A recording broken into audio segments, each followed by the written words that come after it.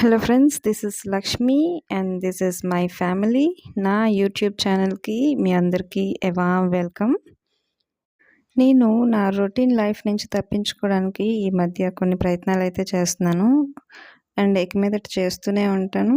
అందులో భాగంగానే మా ఇంటి దగ్గర నుంచి ఒక 15 కిలోమీటర్స్ దూరంలో ఒక డ్యామ్కి అయితే వచ్చాం. దీని పేరు కొరపల్లి డ్యామ్.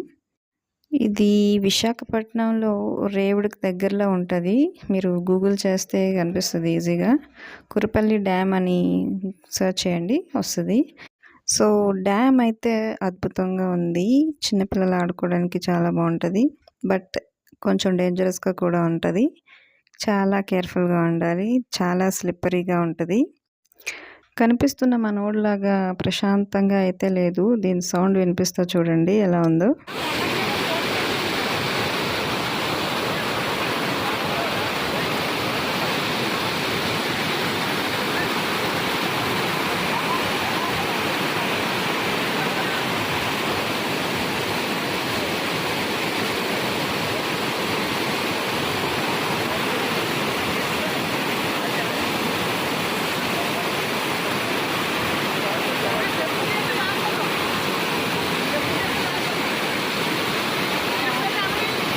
సో అదన్నమాట.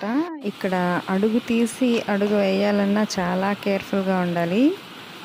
లిటరలీ మా వెనకాల వాళ్ళైతే పాకుతున్నారు ఎక్కడ పడతామన్న భయంతో. అంత నాచు, అంత జారుగా ఉంది డ్యామ్ అంతా.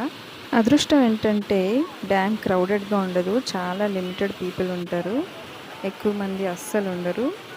దురదృష్టం ఏంటంటే వచ్చిన వాళ్ళలో 90% అందరూ మగవాళ్ళే. అది నాకు కొంచెం ఇబ్బందిగా అనిపించింది. కనీసం కొంతమంది అయినా ఆడవాళ్ళు ఉంటే బాగుండేది అనిపించింది. కానీ నాతో పాటు ఒక 4-5 తప్పితే ఇంకెవ్వరూ ఆడవాళ్ళు లేరు. అండ్ కొంతమంది చిన్నపిల్లలు ఉన్నారు అంతే. మిగతా వాళ్ళంతా అబ్బాయిలే. ఈ మెడిటేటివ్ ఫోజ్ అనేది వాడికి ఇన్వాలంటరీగా వస్తుంది. అది నేను చెప్పలేదు, అదేంటో మరి. ఫ్యూచర్లో మాకు షాక్లు ఇస్తాడేమో, నాకు తెలీదు.